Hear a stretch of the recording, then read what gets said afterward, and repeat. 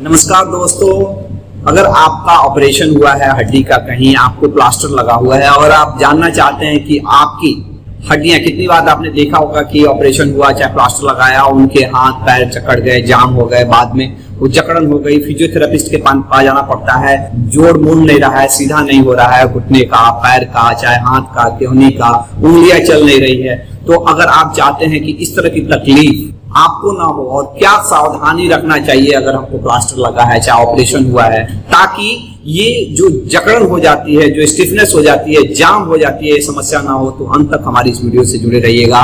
मैं doctor Rameshwar, orthopaedic surgeon, entrepreneur, social activist and chairman of Shri Sai group of hospital and Globia pharma. I am proud father of 2 sons and husband of a lovely women.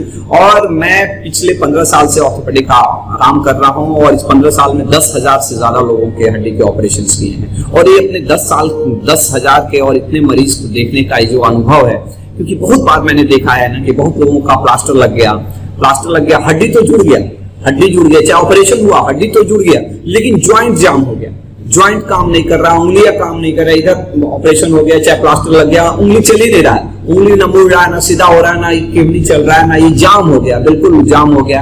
ये old age के लोगों को बहुत ज्यादा होता है, लेकिन यंग एज में भी जो लोग नहीं ध्यान देते हैं, जो प्रिकॉशंस नहीं लेते हैं, उनको ये दिक्कत होती है। और मैं उसी के लिए ये वीडियो बनाया हूँ। एक्चुअली होता क्या है ना, कहीं भी हड्डी टूट गया तो उस टूटने के बाद से जुड़ने की प्रक्रिया एक ही है कि वो हड्डी को एक जगह पे लाएं। वो हम लोग ऑपरेशन करके भी लाते हैं एक जगह पे, कभी कभी खींच के बेहोश करके बिना ऑपरेशन किए भी एक जगह पे लाते हैं, और एक जगह पे लाके हम लोग ऐसा बिल्कुल कभी कभी पूरा जगह पे भी नहीं आता है, थोड़ा हल्का आगे पीछे भी रहता है, तो वो भी एक्सेप्टेबल रहता है। और एक जगह पे लाके और उसको हिले डुले नहीं, इसके लिए या तो प्लास्टर लगा देते ताकि उसमें हिले डुले नहीं, या फिर दूसरा क्या करते हैं कि ऑपरेशन कर देते हैं, कभी नट बोल्ट लगा देते हैं, कभी रॉड लगाते हैं, कभी नेल प्लेट लगाते हैं, जो भी जैसा वो फ्रैक्चर रहता है उस तरह से ध्यान। और पर्पस यही रहता है कि हड्डी कैसे जुड़ेगा।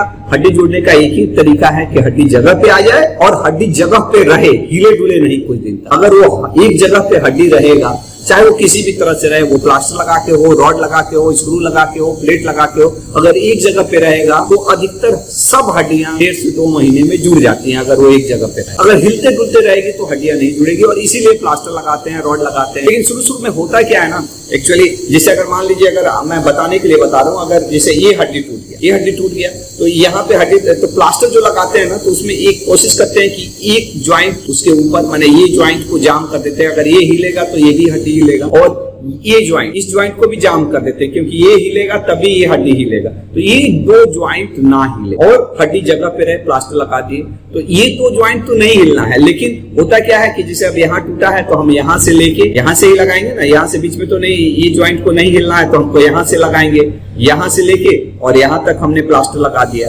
अब इसमें लोग करते क्या है ना, अब इसको रखे एक जगह पे रखे क्या होगा कि आपका ये भी ज्वाइंट जाम हो गया, ये भी ज्वाइंट जाम हो जाता है। और कितना बार लोग उंगली भी नहीं चलाते हैं ठीक से, अच्छे से नहीं चलाएंगे, शुरू में तो कष्ट भी रहता है, ऐसा नहीं है, दिक्कत भी रहता है। और कभी कभी तो ऐसा भी होता है कि केवल दिक्कत से ही नहीं, एक आदत सी पड़ जाती है। शुरू में तो कष्ट रहता है इसलिए नहीं चलाते हैं, बाद में किसी ने बताया नहीं, उनको ऐसा डर लगता है कि ये उंगली नहीं चलाना है, नहीं चलाएंगे तो दिक्कत होगा, वो चलाते ही नहीं।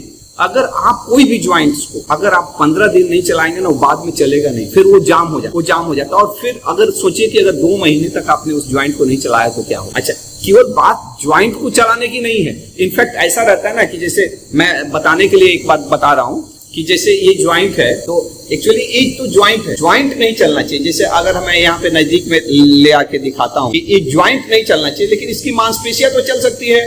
जगह पे रख के आप अगर देख पा रहे हैं, अंदर ही अंदर ये मांसपेशियां चल रही हैं।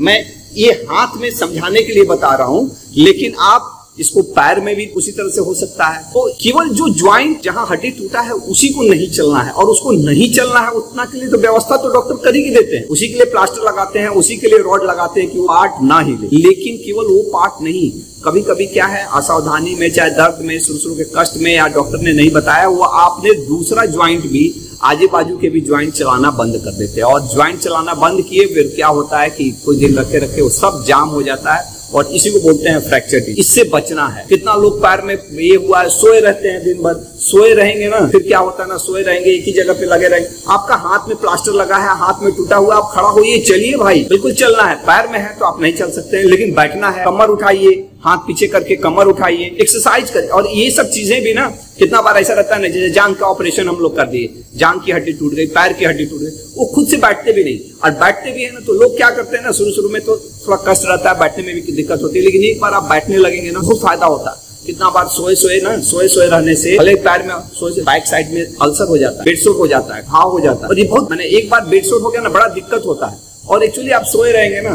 एक्चुअली आप चल फिर तो रहे नहीं है, दिन भर सोए रहेंगे, ना आपको भूख लगेगी, ना आपको खाना खाने की इच्छा होगी, ना आपको स्टूल ठीक से पास होगा। स्टूल पास नहीं होगा तो और आप नहीं खाना खाएंगे। अगर खाना नहीं खाएंगे तो जख्म कैसे भरेगा जी? जख्म कैसे भरेगा? जख्म दवाई से नहीं भरता है। अगर आपको ये लगता होगा कि दवाई से जख्म भरेगा, तो दवाई से जख्म नहीं भरता। और भूख लगने की कोई दवा नहीं रहती। अगर शरीर काम करेगा ना, मेहनत, आप दिन भर काम करने वाले आदमी, एकाएक आपका हड्डी टूट गया और आप बिछावन पे लेट गए, अब आपको खाने की भी जरूरत नहीं रहती, भूख भी नहीं लगता, सिस्टम शरीर मांगता नहीं। लेकिन उसमें मेहनत अगर आप करेंगे, बैठेंगे, उठेंगे, अगर पैर में भी टूटा हुआ है, कमर उठाएंगे, उंगली चलाएंगे, ये सब चीजें करना रहता है। शुरू में कष्ट होता है, शुरू में जस्ट प्लास्टर लगेगा ना तो थोड़ा सा कष्ट होता है, लेकिन अगर आप करेंगे ना, उसी में करेंगे तो आपका कष्ट धीरे धीरे और कम हो जाता है। कितनी बार अगर आप नहीं चला रहे हैं ना तो और धीरे धीरे जाम होने लगता है, बाद में वही चीज करना और डिफिकल्ट हो जाता है और मुश्किल हो जाता है। कितना बार ऐसा रहता है ना, पैर में हड्डी टूटा हुआ है, सोए रहते हैं, चाहे बैठाएंगे भी ना तो दो आदमी उनको हाथ लगा के पीछे से बैठा रहा है, उस तरह से नहीं बैठाना है। एक्चुअली बैठना नहीं है, बैठना एक कसरत है। जब बैठते हैं तो आपकी पूरी शरीर की मांसपेशियां काम करती है, हाथ काम करता है, बॉडी काम करता है। और दो आदमी पीछे लग गए, दो आदमी पीछे लग के उसको टेका लगा के बैठा रहे हैं, इस तरह से नहीं बैठाना। शुरू में कष्ट होता है, लेकिन वही मरीज जिनको कष्ट होता है ना, दूसरे दिन बाद खुद से बैठते हैं और उनको अच्छा लगता है। एक बार आप बैठाएंगे ना तो उनको अच्छा लगता है, फिर उनको लगता है फ्री लगता है, फिर उनको कॉन्फिडेंस भी डेवलप होता है। तो ये सब चीजों का ध्यान देना है।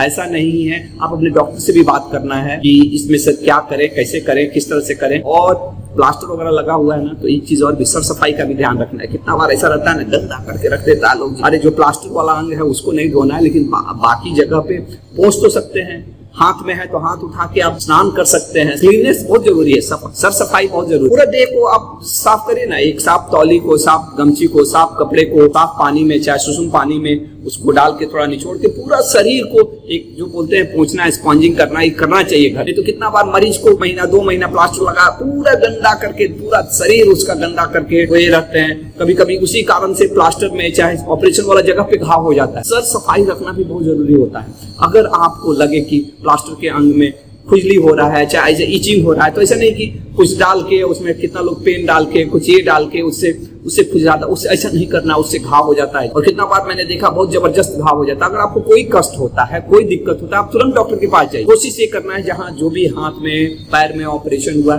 थोड़ा सा एलिवेशन में रखिए। जैसे हाथ में है तो इसे गले में पट्टी बांध के इसे दे देते, पैर में है पैर थोड़ा सा ऊंचा रखिए, पैर के नीचे थोड़ा सा पिलो रखिए, इससे सूजन कम होता है। उंगली चलाते रहिए।